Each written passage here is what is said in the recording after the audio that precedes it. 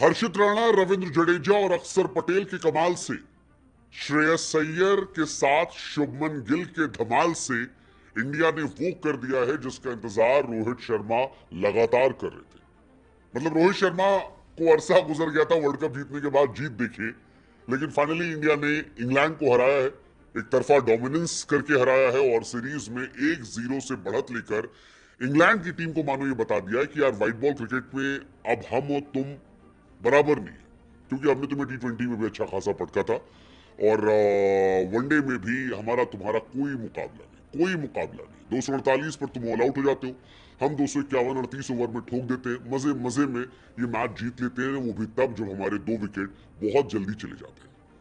रोहित शर्मा के लिए पर्सनली ये जीत मायने रखती है, क्योंकि रोहित और गंभीर की जोड़ी जो है वो बहुत हार रही थी। आप याद कीजिए, श्रीलंका के दौरे पर गए, 3 मैच हार गए, बांग्लादेश हमने जीता लेकिन फिर न्यूजीलैंड में हम हार गए, बॉर्डर गवास्कर में हम हार गए।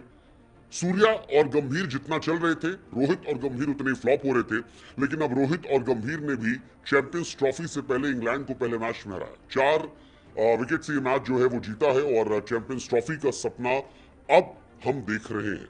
Finally a win for captain Rohit Sharma.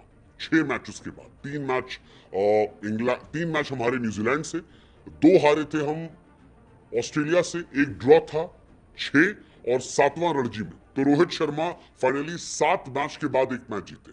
I mean so much relief for Rohit Sharma कि 7 मैच जिसमें 6 हार थी, 1 ड्रॉ था, रोहित को जीत मिली है। हालांकि इस जीत के हीरो शुभमन गिल थे, 96 बॉल 87 रन। जीत के हीरो श्रेयस अय्यर थे, 36 बॉल 59 रन। जीत के हीरो अक्षर पटेल थे, 47 बॉल 52 रन। शुभमन गिल क्या शतक पूरा कर सकते थे अगर हार्दिक पांड्या छक्का नहीं मारने की कोशिश करते? वेल, ये डिबेट हो सकती है, क्योंकि हार्दिक पांड्या पर अक्सर ये एलिगेशन लगते हैं कि वो खिलाड़ियों के पर्सनल माइलस्टोन के बीच में आ जाते हैं। मतलब कितना सही कितना गलत ये फैसला हम छोड़ देते हैं, लेकिन अय्यर की बैटिंग से आज I was very Impress, and ऐसे ही शुभमन गिल की बैटिंग से। श्रेयस अय्यर, अक्षर पटेल एंड शुभमन गिल, क्या कमाल की बल्लेबाजी हुई थी। अय्यर जब आई थी तब टीम इंडिया पर जबरदस्त प्रेशर था।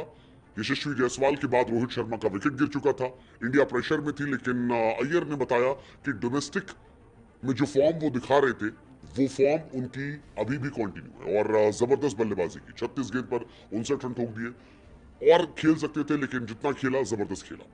खैर, इस मैच की हार जीत से तर आप भी जीत सकते हो बिनमो ऐप से। हाँ जी, बहुत ही यूजर फ्रेंडली ट्रेडिंग ऐप है।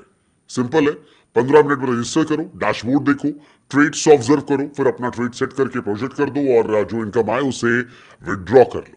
वैसे तो 500 से ट्रेड कर सकते हैं, पर सजेशन दी जाती है कि 2000 पे करोगे तो बेहतर रिटर्न आते हैं। हाँ, माइंडफुल रहना होगा पूरे प्रोसेस में, क्योंकि कोई काम बिना समझदारी के नहीं करना चाहिए। मैच में देख लो, थोड़ी बेवकूफी की हार गए। अब यहाँ पर आपको ग्राफ फोरकास्ट करना होता है, अप जाएगा या डाउन। अब जैसे देखिए, यहाँ पर अप सेलेक्ट हुआ और ये देखिए कुछ ही सेकंड्स में प्रॉफिट बुक हो गया। खैर, ये तो एक बात है, लेकिन मुद्दा ये है कि बिनोमो आपको वीआईपी बेनिफिट्स भी देता है, जैसे पहला कि मल्टी विंडोज फीचर, जिसमें आप अपना ट्रेड और प्रॉफिटेबल अपॉर्चुनिटीज के लिए ट्रेड कर सकते हो और सेम टाइम पे। दूसरा ये कि ट्रेडिंग सिग्नल 24/7 कंप्लीटली फ्री है आपके लिए। बस अब और क्या करना है, सिंपल काम है, और डिस्क्रिप्शन से लिंक में बिनोमो डाउनलोड करना है और फिर अपनी समझ से ट्रेड करके आपको ढेर सारा। शुभमन गिल, बहुत प्रेशर था, ज्यादातर लोग जायसवाल के फेवर में खड़े थे, ये डिमांड कर रहे थे कि जायसवाल के साथ ही कंटिन्यू किया जाए, लेकिन गिल ने बताया कि वनडे क्रिकेट में आप उन पर दांव लगा सकते हैं, कंटिन्यू कर सकते हो, और एक जबरदस्त बल्लेबाजी की जिसकी वजह से इंडिया मैच जीती, उन्हें मैन ऑफ द मैच मिला। अक्षर पटेल ने भी यही किया यार, 47 बॉल 52 रन, कमाल की पारी थी। आउट होने के पहले अक्षर पटेल ने मेक श्योर किया कि इंडिया जीत जाए, जबरदस्त पार्टनरशिप थी। एंड में हार्दिक और जडेजा ने जो बचा था उसे खत्म कर दिया। बट कमाल का मैच, कमाल का मैच। शुभमन गिल, अय्यर, जडेजा और हर्षित राणा, अक्षर पटेल, इन सब की परफॉर्मेंस का असर था कि इंडिया ये मैच जीत गई है। और Gill must be very happy, क्योंकि शुभमन ने एक्चुअली गिल्ड कर दिया आज इंग्लैंड को। 3 नंबर पर आए, ओपनिंग स्लॉट छोड़ा था, विराट की जगह बल्लेबाजी कर रहे थे और जहां पर आए जबरदस्त बल्लेबाजी की। शुभमन गिल वनडे क्रिकेट में 48 इनिंग में 58 का एवरेज है, 101 का स्ट्राइक रेट है और जबरदस्त पारियां हैं, जबरदस्त पारियां हैं। मतलब आप गिल की तारीफ कर सकते हो। मतलब वाइस कैप्टनसी दी गई जिम्मेदारियां आई और जिम्मेदारियों को उन्होंने डिलीवर किया, and that is the beauty. 2000 plus run, 59 का एवरेज, 101 का स्ट्राइक रेट, 14 अर्धशतक, 6 शतक और एक दोहरा शतक। इंटरेस्टिंग है। इसके बावजूद उनकी पोजीशन पर क्वेश्चन होते हैं कि वो क्यों, या जायसवाल क्यों नहीं। बट ये इंटरेस्टिंग है, इन्होंने वजह से ही इंग्लैंड की हार हुई। खैर, बाकी खिलाड़ियों की बात करते हैं। केएल राहुल इस मैच में फ्लॉप हो गए। अक्षर पटेल गेंद से तो नहीं लेकिन बल्ले से कमाल थे। गेंद से भी हालांकि उन्होंने एक विकेट निकाला, इंपॉर्टेंट विकेट था जॉस बटलर साहब का, वो विकेट था, और बल्ले से तो कमाल थे। जडेजा भी ऑलराउंड प्रदर्शन कमाल था, हार्दिक भी सही थे। ओवरऑल सारे खिलाड़ी अच्छे थे यार इस मैच में।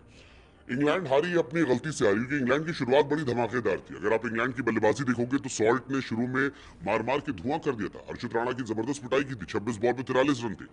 लेकिन उनका रन आउट होना, फिर डकेट का एक शानदार कैच जो था वो जायसवाल का द्वारा लेना, रूट का फ्लॉप हो जाना, बटलर का चलने के बाद विकेट थ्रो कर जाना, और उसके बाद इंडियन टीम का डोमिनेट करना। I think that is the reason कि इंग्लैंड क्यों सिमट गई और इंडिया क्यों बल्ले बल्ले हो गई। और उसके बाद इंडिया की बल्लेबाजी, हालांकि इंग्लैंड ने भी जोफ्रा आर्चर और महमूद ने शुरू में प्रेशर बनाया था, लेकिन उस प्रेशर को जिस तरह से अय्यर ने रिलीज किया वो कमाल था, खासतौर पर शॉर्ट पिच डिलीवरीज को लेकर। क्योंकि यही इंग्लैंड के कोच हैं ब्रेंडन मैकलम, उन्होंने कहा था 2022 में कि शॉर्ट बॉल को नहीं खेल पाते, और फिर आज क्या मारा है, जिस तरह से मारा है, बताया कि यार काफी ज्यादा उन्होंने अपने आप को इंप्रूव कर लिया। इस मैच में दो डिसअपॉइंटमेंट मेरे हिसाब से इंडिया के लिए थे। एक जायसवाल का फेलर होना, 22 बॉल 15 रन, और थोड़ा ज्यादा एक्सपेक्ट किया था हमने उनसे, क्योंकि बहुत ही क्लास प्लेयर है और शुभमन से direct head to head competition था, ऐसे में उनसे एक्सपेक्टेशन थोड़ी ज्यादा थी आज।